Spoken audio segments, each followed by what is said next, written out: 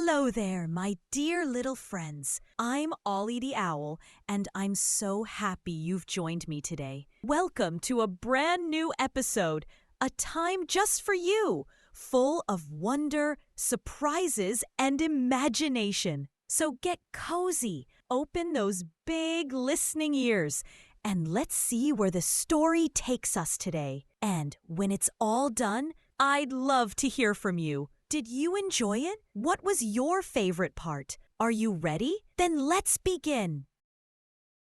There was a prince named Elian who had been once in a kingdom of the one hue of giant, cloud-enveloped mountains. The kingdom was rich, gold mines, huge castles, and slaves to obey his commands. But in all these, there was this hollowness in him that haunted Elian like a ghost. He had slaves to do his bidding, riches, and a banquet after banquet. But something he did not have. Over all the jewels, over all the golden gowns. No genuine friendship to his name. Day by day, Elian would suffer through his duties as a king, eat at tables groaning with abundance, and suffer through hours of advice from courtiers and foreign nobles. But every night, after court dinner had subsided, he'd slip into his chambers by himself. The quietness was oppressive. His huge wall tapestries of mighty battles and slain warriors jeered at him. They were to be living triumphal progressions of power, of vitality, and of glory. But none of them for him in his own hollowing out of the heart. The crown was too heavy when there was no one to witness that which belonged to him alone. The prince would be pacing to and fro in his window, looking at the stars, with this tremendous feeling of longing. Something in the blue sky vastness gave him the notion of his own vastness. He would be the king someday of this kingdom, but who would be with him then? Who would be guarding him except for the title of prince? These were the only thoughts that crossed his mind every evening. And every morning he was sadder. It was on just such a bright morning, when the sun had hardly risen behind the trees, that Elian set out to walk a very considerable distance in the castle gardens, as an attempt at getting clear of his head. Walking blankly, his head reeling from the same loneliness that had afflicted him at midnight and earlier, he saw her. A girl at the side of a fountain, her eyes glowing under the mosaic light that filtered down through leaves above her. She had not reclined in the rich silks of court. She was wearing an unfashioned dress, but in the pose in which she sat, something had Elian captivated by it. She was otherwise lost in a daydream. But as soon as she saw Elian standing there, she did not have to flinch or bow.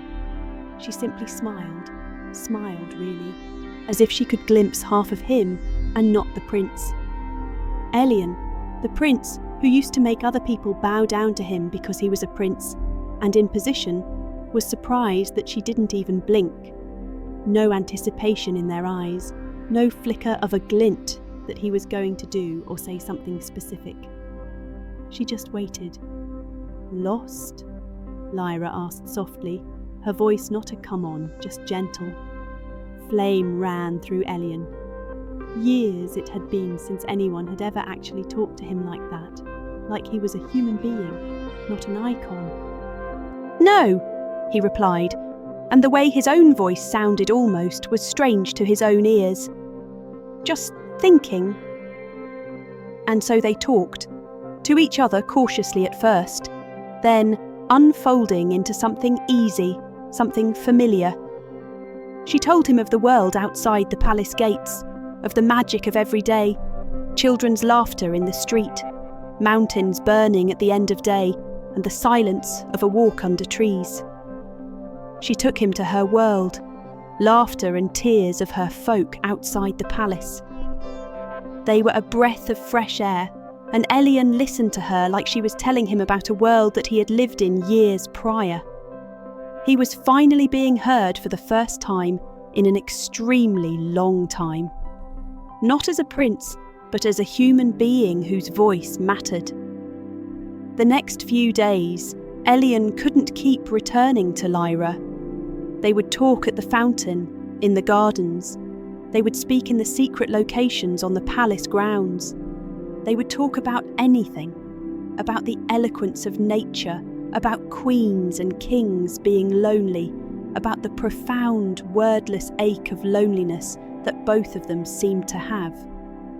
Lyra was talking above her years, and Elian was being attracted to her not on the grounds of beauty or obedience, but on the grounds of honesty. She did not even attempt to mask her feelings or boast about herself to him with ridiculously over-the-top stories of courage. No, she was truthful, and as a result, Elian discovered something amazing. It was the time when the sun had fallen beneath the line of the horizon and painted it red-pink, and Elian said something to Lyra that he had never said in his entire life to any human, even to his closest of friends. "I'm choking," he confessed. "I was born to be a king, but I don't know if it's me. There is something on my shoulders that nobody knows about.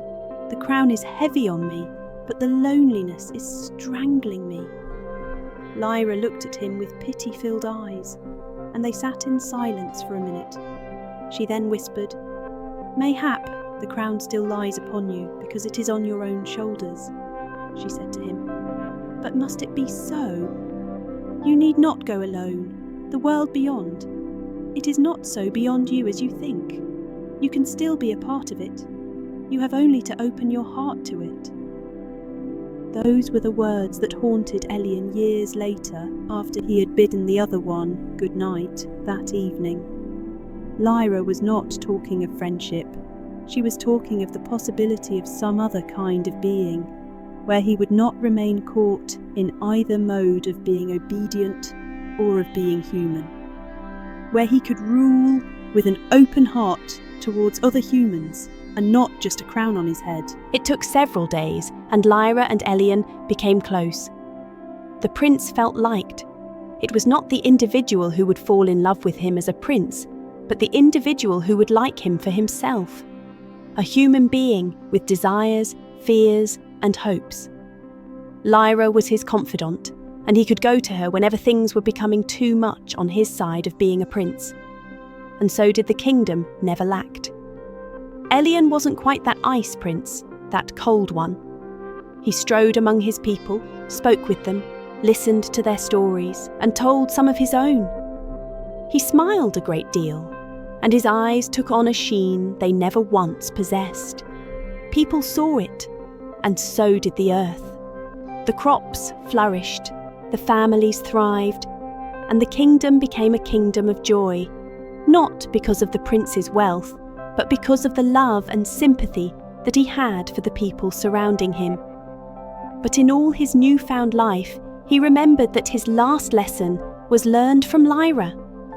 The riches, the glory, the crown, all these would be worthless if nobody loved him for what he was.